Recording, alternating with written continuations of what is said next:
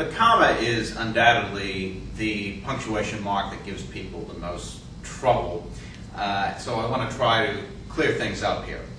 First thing to understand about the comma is that really the comma does two very different kinds of jobs.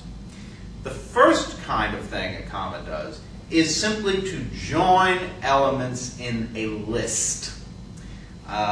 For example, it has a big, bold flavor, with a comma between big and bold. Big and bold. Big and bold are both adjectives. They are grammatically equivalent, and the comma between them is simply functioning as a substitute for the coordinating conjunction and. It has a big and bold flavor. So any comma that is functioning like this, it's simply joining elements in a series, and hence is called a serial comma. That's serial with an S, right, from series. So it has a big, bold flavor. So here are two adjectives joined by a serial comma.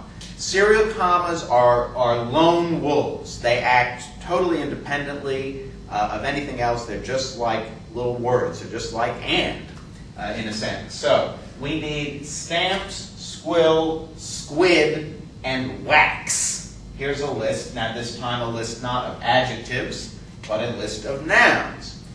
Stamps, squill, squid, wax.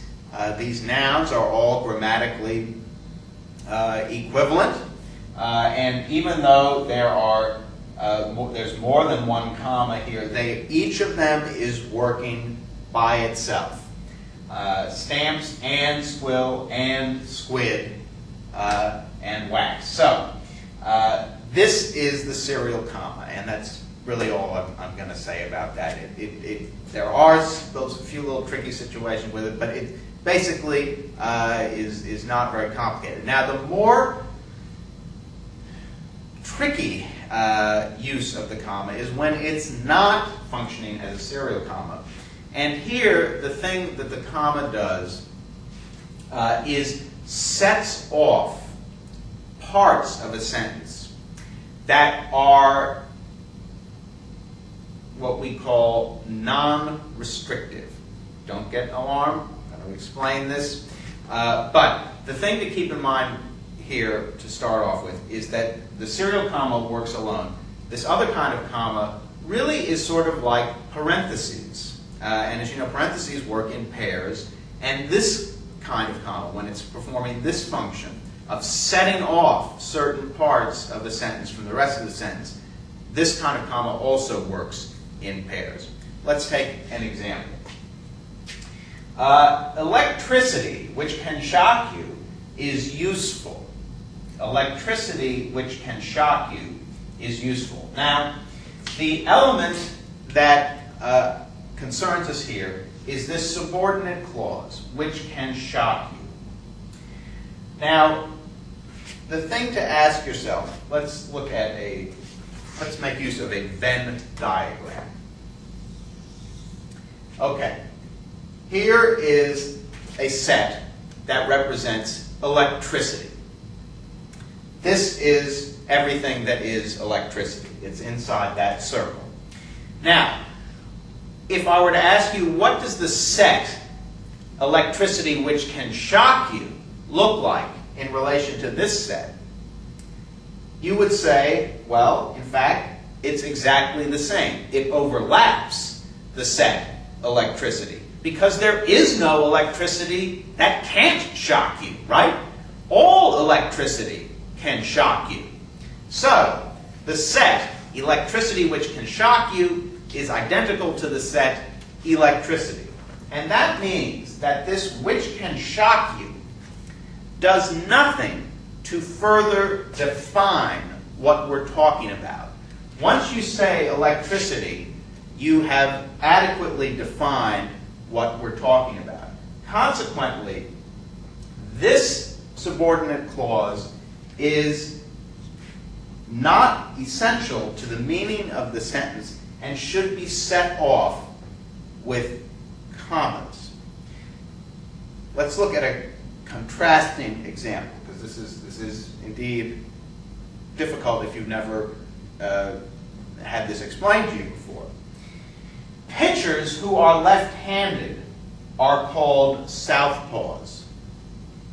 Now, the clause here, who are left-handed, is in a corresponding position to this one, and I would ask, okay, is it acting the same way? Is it adding anything to our definition of pitchers or not? Well, let's look at the Venn diagram again. Suppose this is the set of pitchers. This represents all pitchers. What about the set pitchers who are left-handed? What does that look like? Well, indeed, that is a subset of pitchers. So think what who are left-handed has done. It has restricted the meaning. We've gone from pitchers to pitchers who are left-handed. And therefore, who are left-handed has further restricted, further defined what we're talking about. And for that reason, who are left-handed would be called a restrictive element. And restrictive elements must not be set off by commas. These kinds of things, though, like which can shock you, in the phrase electricity which can shock you, it does not further restrict the definition of electricity, and therefore it is called non-restrictive. And non-restrictive elements must be set off with a pair of commas. So that is the first thing to grasp and memorize, that restrictive elements must not be set off with commas, and non-restrictive elements must be set off with commas.